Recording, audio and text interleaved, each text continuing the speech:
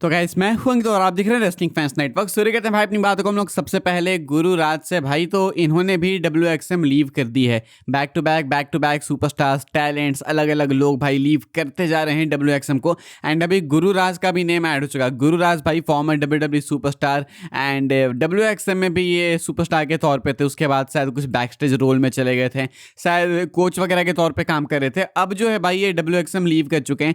इन्होंने भी बाकियों की तरह एक इंस्टाग्राम पोस्ट करी एंड कैप्शन में इन्होंने भाई जीत को थैंक्स करा एंड कहते हैं कि जीत ने इनके लिए भी बहुत कुछ किया। ये वो जैसे कि बाकियों ने बोला था, मंसूर ने एंड जो मार्क डायलस हैं कुछ वो ऐसे करके, तो उन्होंने भी सेम पोस्ट किया था, तो इन्होंने भी सेम पोस्ट किया है। यानी कि जीत के जाने के बाद अभी ये तीसरा नेम है जो कि WXM क्विट कर चुका है। एक तो मंसूर, उसके बाद मार्क डायलस एंड तीसरे ये गुरु राज। इसके बाद और कितने लोग निकलेंगे नहीं निकलेंगे नहीं पता, लेकिन इससे पता चलता है कि जो कंपनी की नींव बनाई गई थी वो कच्ची मिट्टी से बनाई गई थी भाई, कि एक के जाने से लोग ऐसे लीव करते जा रहे हैं। कोई कॉन्ट्रैक्ट वगैरह नहीं था क्या भाई, कि मतलब ऐसे बस मन कर रहा है निकल जा रहे हैं कि बाय अब मैं चलता हूँ ऐसा करके निकल जा रहे हैं लोग, क्या है ऐसा है क्या? अभी तो फिलहाल भाई गुरु राज भी WXM लीव कर चुके हैं। एंड ऐसे पता लोग सीरियसली नहीं ले पाएंगे कंपनी को अगर ऐसे superstars and talents and management से लोग लीव करते जाएंगे। उसके बाद आप इसको एड्रेस भी नहीं करोगे एंड चाहोगे कि लोग मस्त WXM देखें एंजॉय करें, तो ये चीज़ कहीं ना घर कर जाती है मन में। कुछ एक पता रह जाता है कि अच्छा ऐसा भी कुछ चल रहा है कंपनी में एंड इसको एड्रेस नहीं किया जा रहा। तो आप अगर नहीं करोगे तो आप देखो तुम उस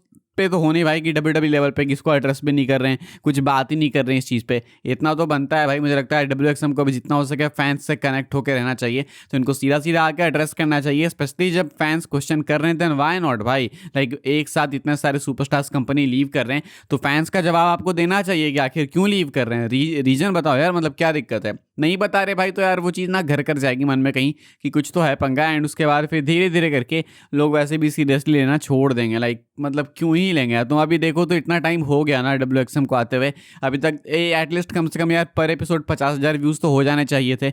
ग्रोथ नहीं है, उल्टा व्यूअर्स जो है वो ऑन एवरेज डाउन ही होते जा रहे हैं। लाइक जहाँ पहले 40,000 आ रहे थे वो 30,000 भी हो जाता बहुत ही हो जा रहे हैं, अब तो 29-28 पे ही रह जा रहे हैं। तो ऐसे में ग्रोथ ऊपर से दिख नहीं रही है, पीछे से लोग निकलने लगे और तो कुछ ही दिन का मेहमान है WXM अगर ऐसे चलता रहा तो। एंड ये सुनने में अच्छा नहीं लगता, but it is what it is भाई। फिलहाल ये कुछ अपडेट है WXM को लेके। आगे बढ़ते भाई हम लोग बात करते हैं अगले अपडेट के बारे में, जो कि hello in a cell match को लेके। एंड हमने सुना था कि जेकब फार्टू ड्रू मैकिंटायर का मैच रेसलमेनिया में hello in a cell match हो सकता है, लेकिन अब ये वाला इनका मैच तो हो चुका है अनाउंस भाई, अपना अनसैंक्शनड मैच।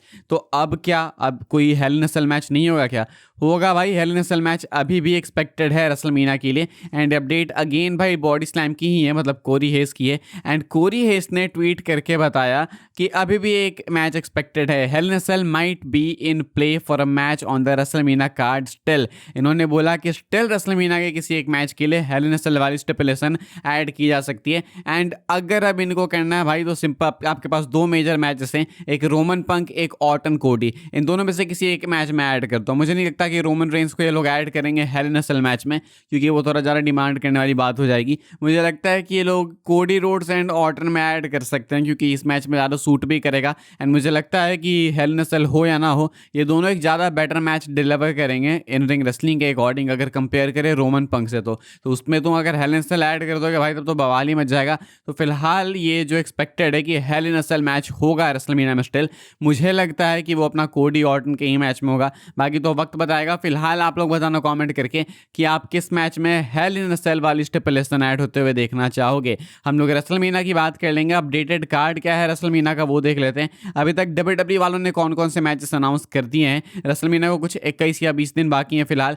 एंड ओबा फेमी लेसनर का मैच ऑफिशियली कंफर्म हो चुका है। जेकब फार्टू ड्रू मैकिंटायर एक अनसैंक्शनड मैच बिल्कुल कंफर्म हो चुका है। Sami Zayn versus Trick Williams WWE United States championship ये भी कंफर्म हो चुका है। इसके बाद AJ Lee versus Becky Lynch WWE women's intercontinental championship ये भी कंफर्म है। Stephanie Vaquer versus Liv Morgan for the WWE women's world championship ये भी कंफर्म है। जेड कागे versus Rhea Ripley for the WWE women's championship ये भी confirm हो चुका है। CM Punk versus Roman Reigns for the world heavyweight championship ये भी कंफर्म है। And Cody Rhodes versus Randy Orton for the undisputed WWE championship भी official है। यानी कि टोटल 2 3 4 5 6 7 8 मैचेस कंफर्म हो चुके हैं। एंड WWE वाले अभी भी मोस्ट लाइकली 8 मैचेस और अनाउंस करने वाले हैं। यानी कि अब ये मान लो कि तुम्हारा कुछ एक नाइट का कार्ड हो गया, हालांकि ये मिक्स करेंगे नाइट 1 नाइट 2 दोनों में, लेकिन फिर भी ऐसा मान लो कि एक नाइट पे इतने मैचेस आपको देखने को मिलेंगे, दूसरे पे भी कुछ इतना ही देखने को मिलेंगे।